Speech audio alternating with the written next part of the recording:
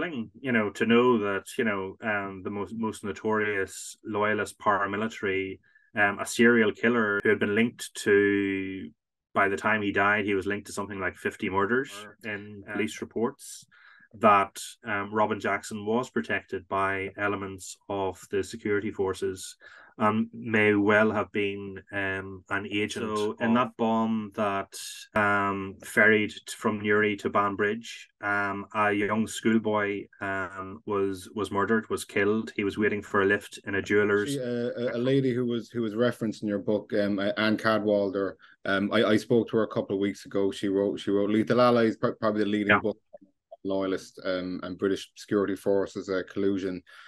We spoke about the group known as the Glenanne gang, particularly a very infamous figure named Robin Jackson. Now your area was very much in the kind of geographical area that they operated in, and I believe a man named Pat Campbell was he's suspected to be Jackson's first kill, actually, in Severance. What was it like growing up with this? I guess they were kind of a loose group, but this group run around terrorizing the countryside, shooting mainly people who had no paramilitary involvement or anything, Yeah, it was pretty chilling, to know that, the most notorious loyalist paramilitary, a serial killer who had the reputation for who had been linked to, by the time he died, he was linked to something like 50 murders, including the Dublin and Monaghan bombings.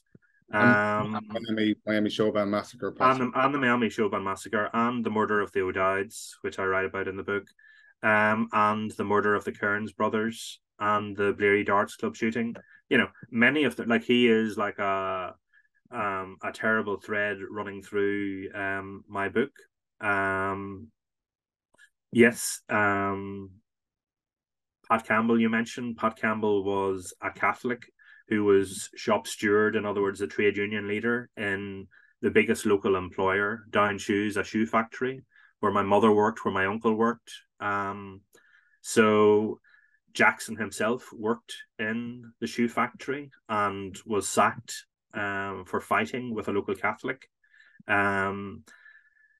He was also a member of the Ulster Defence Regiment, the locally raised British Army regiment. So Pat Campbell was shot dead on his doorstep in 1973, 50 years ago this month.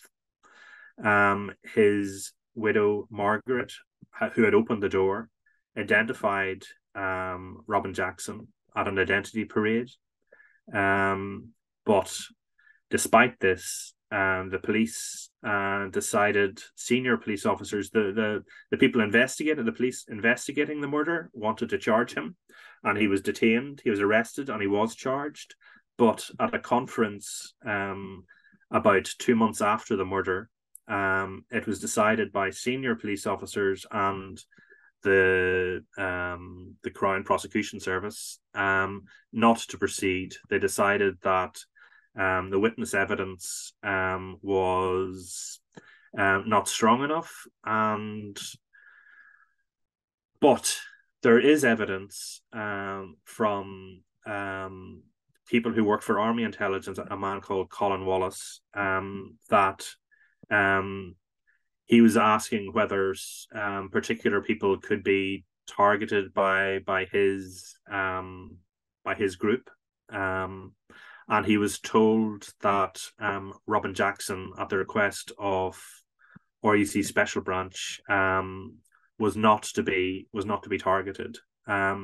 There is a lot of evidence in Anne Cadwallader's Lethal Allies and elsewhere in police reports that Robin Jackson was protected by elements of the security forces and may well have been an agent of either the RUC or the British Army or MI5 or a combination of them.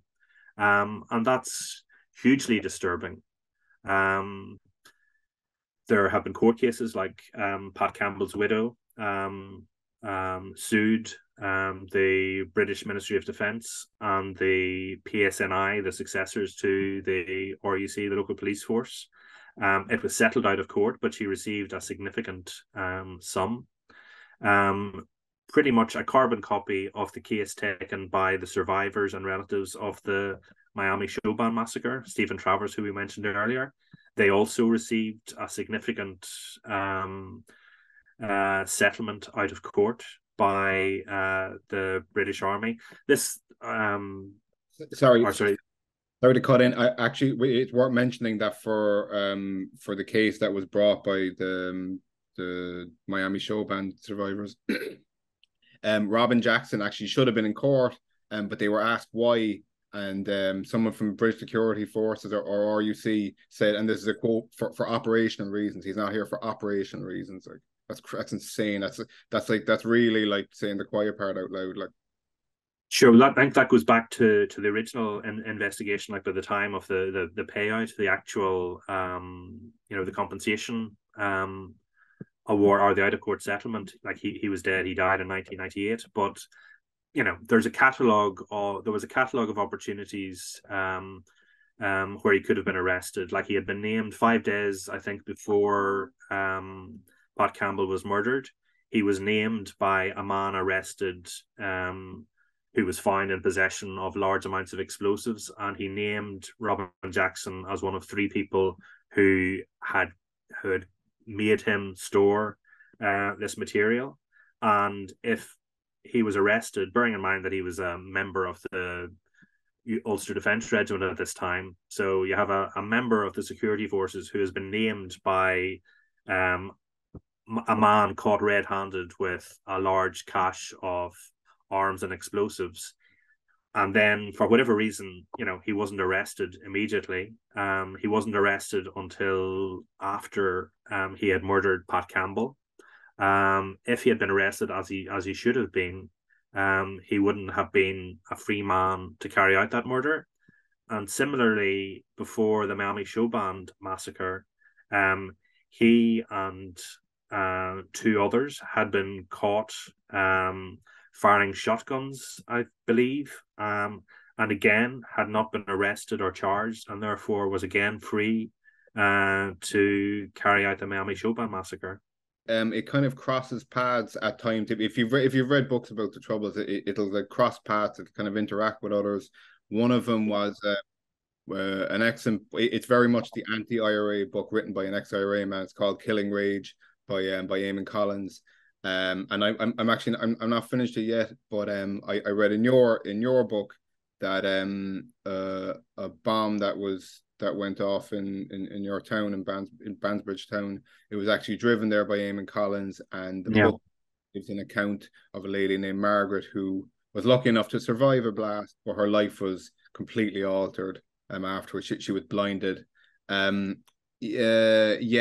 another thing the book did, is like obviously death is the most extreme form of violence, and if you're near a bomb and you survive it, like, geez, you thank your lucky stars, but at the same time, there's a lot of damage that doesn't show up in like a death stat, but that absolutely. Yeah.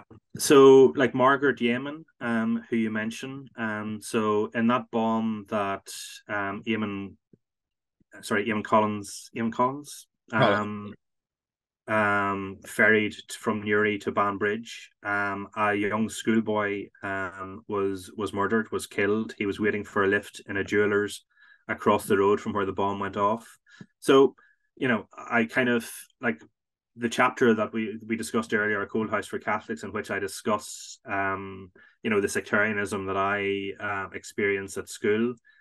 Maybe quite deliberately, I juxtapose that with the chapter in which a Protestant schoolboy is murdered, is blown up by an IRA bomb, because whatever about discrimination, indiscriminate violence is so much worse. I got over whatever I experienced at school. That young boy, Alan McCrum, was robbed of the rest of his life. His family, I wasn't able to track down any of his family, but I did manage to track down Margaret Yeaman, who was the woman blinded in the blast.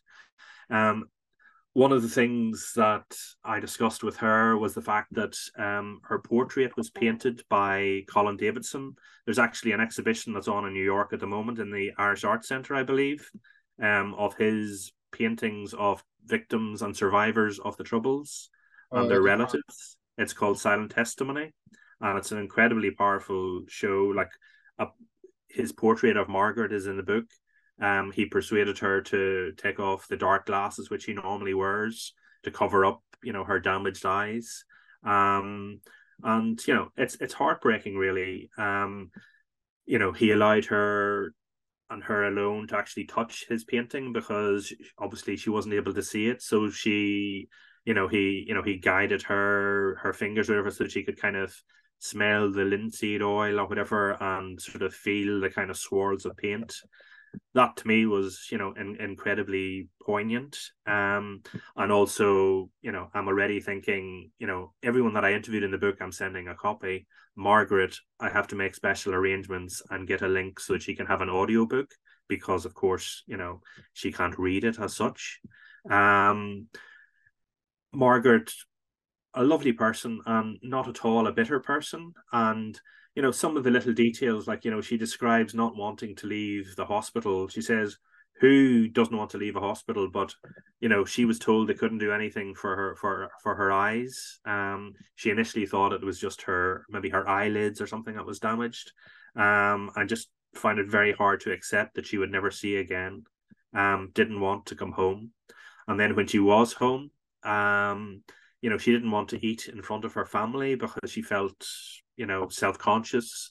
So she would take her meals in the kitchen. And it's little details like that, to me, get under the skin of, I think over time we can become maybe not callous as in uncaring, but calloused as in, if your hands are, after digging with a spade all day, whatever, your hands become hard and kind of the skin becomes rough, whatever, and it's maybe hard to kind of get underneath the surface. We become maybe emotionally spent, not unfeeling, but just sort of burnt out.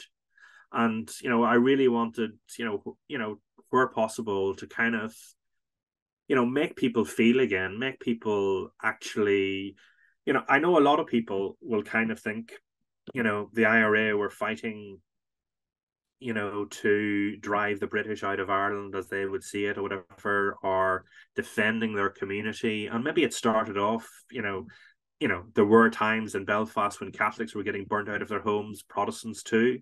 And, vigilante groups would spring up and people would understandably want to protect their areas.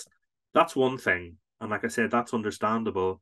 But when it comes to sort of setting off no warning bombs in town centres that kill innocent school children, shop assistants, and whatever from both communities, that's not a war for freedom. That's not defending your community. That is terrorizing everyone, ordinary people. Margaret had this wonderful friendship with a Catholic woman that she met through a victim support charity called Wave. Colin Davidson, the painter that I mentioned, is the patron of the charity. Jennifer was one of the victims of one of the most notorious bombings early in the Troubles, the Abercorn restaurant bombing in Belfast. 2 young Catholic girls, young women, were murdered in this IRA bombing, which they didn't claim, but it was the IRA.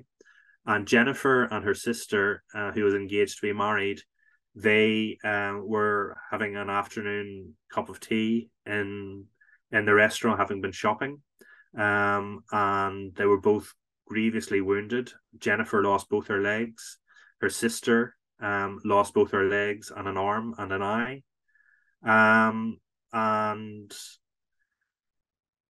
But Jennifer is just such an incredibly strong and positive individual. And the friendship that she has with Margaret is something to behold. I interviewed them together in Jennifer's house in Belfast, as well as having in common the fact that they're both victims of bombings. They also have in common the fact that what happened to them has been transformed somehow into art.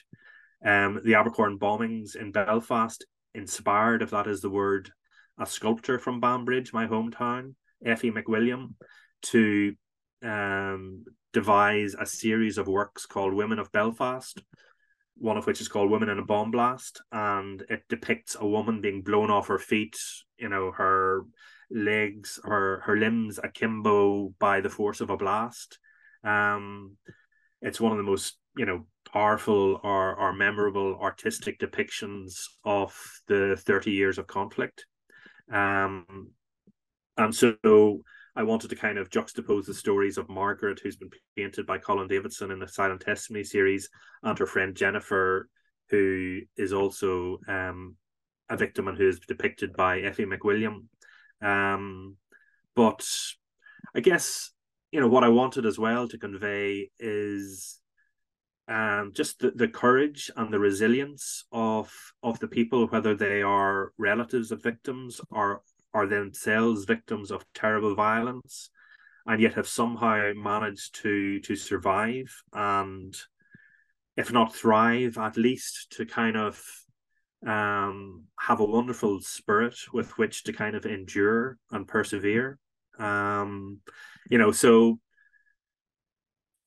I want to make people stop and think and feel, but I don't want it to be unrelenting misery, and I don't think it is. I think there is a positive thread through the book, which is just what I have said, this kind of uplifting courage of, part of what it is to be human is to be hurt and to be damaged, but somehow to endure, to survive. And I hope that kind of spirit is something that people will take away with, that there are positives to take away from all of this. Again, coming back to the linen metaphor, the book ends, I won't give it all away, but the book ends with an anecdote that my grandfather told. I came across some recordings that he did with a local teacher. He lived until 94, and he was born in 1890s, so he was able to sort of talk about his own time working in the linen industry. He was put out of work along with every other Catholic around 1920, around the time of the violence around partition. He touched on that. He touched on other things in his life, but he sort of describes this incident around the time of the Second World War, when the linen industry was revived because they were using linen for the canvas covering of airplane wings. And so parts of the industry that had been abandoned were kind of reopened. And they kind of found, when they reopened a dam in the River Bann, they found at the bottom of it a bundle of flax, which somebody said, well, that'll be ruined, that'll be useless. But he said, no, take it out and thresh it if you like, and scotch it is the term, and the fabric inside will actually be as good as it was 50 years ago. And he was right. And I end on that note as a kind of a note of hope, I guess, that despite everything, despite decades of conflict and violence and the legacy of hurt and harm, there is, the husk might be rotten, but inside there is, fabric which can be woven and spun into something beautiful, like pure Irish linen. So it's, I don't want to be Pollyanna-ish about it. I don't want to sort of say everything is fine and dandy. It's not. There still are huge, social problems and divisions. But, there is a new generation growing up that is, I think, less divided and embittered than previous ones. And I do think, there is hope for a better, brighter future.